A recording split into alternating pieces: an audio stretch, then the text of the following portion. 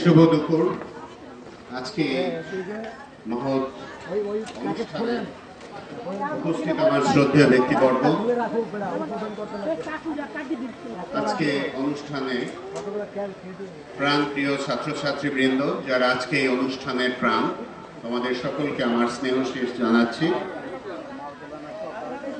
আজকে প্রথমে আমি সেই পরম সৃষ্টিকর্তাকে স্মরণ করি, এরপরে স্বর্গীয় উপেন্দ্রনাথ চৌধুরী মহাশয়কে স্মরণ করি,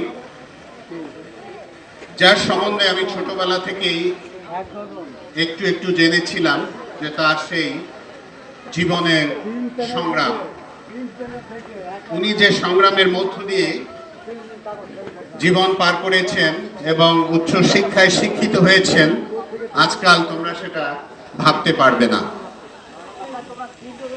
উনি প্রচন্ড কষ্ট করে এই পর্যন্ত এসেছিলেন এবং তার সন্তানদেরকে উনি সুশিক্ষায় শিক্ষিত করেছেন।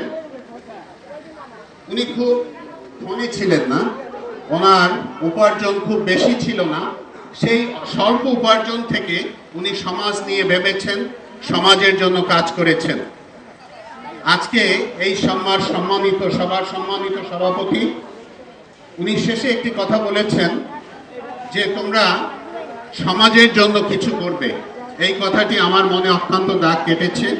আমরা অনেক সময় চিন্তা করি যে আমি নিজে আগে বড় হব, ঠিক আছে বড় হব, কিন্তু বড় হতে গিয়ে আমি ভুলে যাই সমাজকে, আমার পরিবারকে, আমার আশেপাশের লোকজনদেরকে। কিন্তু আমরা নিজে বড় হওয়ার সাথে সাথে আমরা যদি মানুষের জন্য কিছু করতে শিখি, আমার মনে হয় সেটি সবচেয়ে জরুরি।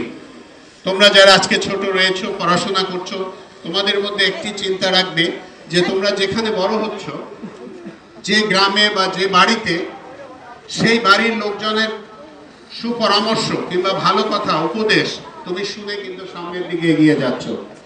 তুমি যে গ্রামে জন্মেছো, ওখানের মাটির রস খেয়ে তুমি কিন্তু বড় হচ্ছ। এখন যদি বলো মাটির রস আমরা কিভাবে খাচ্ছি, যে ফসল হচ্ছে, যে শাকসবজি হচ্ছে, সেটি খেয়ে তুমি জীবন ধারণ করছো। কাজেই সেই মাটির প্রতি তোমার একটা দায়বদ্ধতা রয়েছে। এই জিনিসটা তোমরা প্রত্যেকে মনে রাখবে এবং যেখানে যে অবস্থায় থাকো সেখান থেকে যতটুকু পারো মানুষের জন্য